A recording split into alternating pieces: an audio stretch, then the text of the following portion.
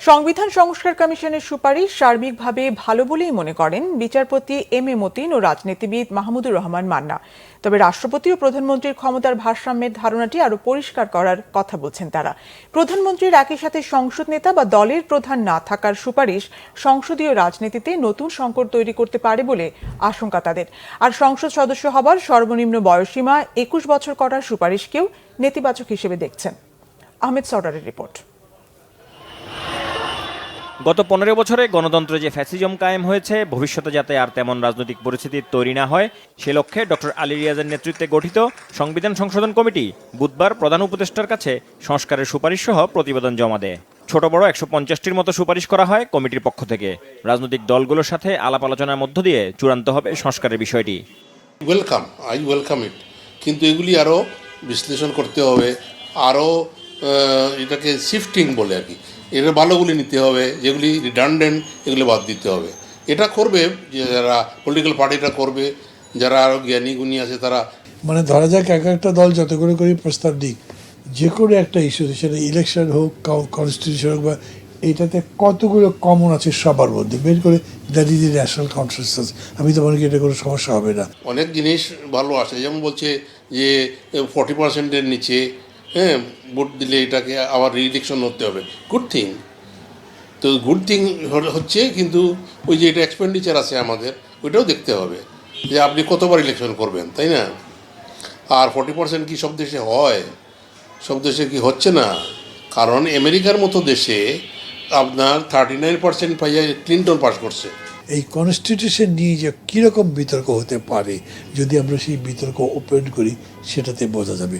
এটা প্র্যাকটিসে না আসলে বোঝা যায় না। প্রধানমন্ত্রী ও রাষ্ট্রপতির ক্ষমতার ভারসাম্যের যে কথা বলা হয়েছে তার যৌক্তিকতা ব্যাখ্যা করা উচিত বলে মনে করেন তারা। ভারসাম্য থাকতে হবে, তো এমন ভারসাম্য নয় যেটা আবার ডেডলক হয়ে যায়। পার্লামেন্টারি ইলেকশন হতে হলে ওইটা একটু পাল্লাটা ওইদিকে বেশি থাকতেই হবে, প্রাইম মিনিস্টারের পক্ষে থাকতে হবে আর কি।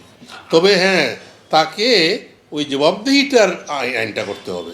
আমাদের কনস্টিটিউশনে একটা জিনিস করা হয়েছে যে উনি প্রধানমন্ত্রীর পরামর্শ ব্যতিরেকে কিছুই করতে পারেন না। এরকম কিছু কিছু জায়গা হয়তো তাকে ফ্রি করে দেওয়া উচিত।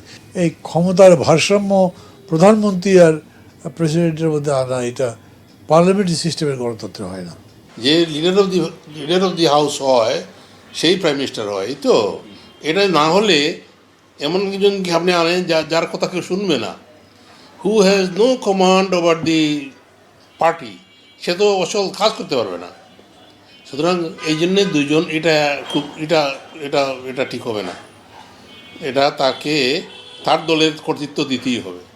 নিশ্চিতভাবে এটা প্যারালিজম তৈরি করবে আমাদের দেশে বা আমাদের মতো দেশগুলোতে। যিনি সংসদ নেতা তিনি প্রধানমন্ত্রীটা একটা ট্র্যাডিশন ভাঙতে চাইলে যে ডাইকোটমিটা হবে, দুজনের মধ্যে কে প্রধান, কি তার পাওয়ার অ্যান্ড ফাংশন নিয়ে তখন এইরকম কথাবার্তা হবে, এইটা আমি এখন বুঝতে পারছি না এটা ভালো হবে নাকি। তবে নিম্নকক্ষে ছাত্রদের ১০ ভাগ কোটা রাখা এবং নির্বাচনের প্রতিদ্বন্দ্বিতার বয়স কমিয়ে ২১ বছর করাটা ভালো কিছু হবে না বলে ধারণা তাদের। কোনোরকম কোটা আমরা ঠিক করবো না, অ্যাপ্রিসিয়েট করবো না। তাকে পড়াশোনা করতে দিন, অন্তত 25 পর্যন্ত পড়তে তৈরি হোক। Let him be prepared for leadership. এর আগে হবে কেন, তাই না? ফুল গ্রোন না হতেই তাকে যদি কাজে লাগাই, এটা তার প্রতিও বিচার হবে আর আমাদের প্রতিও বিচার হবে।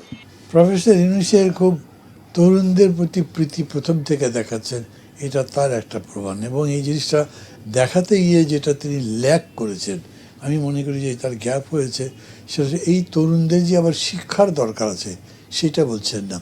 21 বছর বয়সে যে ছাত্রটি আন্দোলন করে মোটামুটি একজন নেতা হয়েছে, সে হয়তো তার অনার্স কমপ্লিটই করছে না, সে তার মাস্টার্স করার চিন্তাই করছে না, সে হয়তো তার চেয়ে নেতা হয়ে আরও ভালো জায়গায় চলে গেছে। এইটা কোনো ভালো লক্ষণ না। তবে দুজনই একমত, সুপারিশ যাই করা হোক আর যেটি গ্রহণ করা হোক, দীর্ঘমেয়াদী চর্চার মধ্য দিয়েই প্রচলিত রাজনৈতিক সংস্কৃতি পরিবর্তন করতে হবে। এটা গুড ভেঞ্চার, এটা আমরা ওয়েলকাম করি। কখনো থিওরি ইজ মোর ইম্পর্টেন্ট, আর কখনো আবার প্র্যাকটিসটা more important. Ahmed Sarwar, Bangla vision, Dhaka.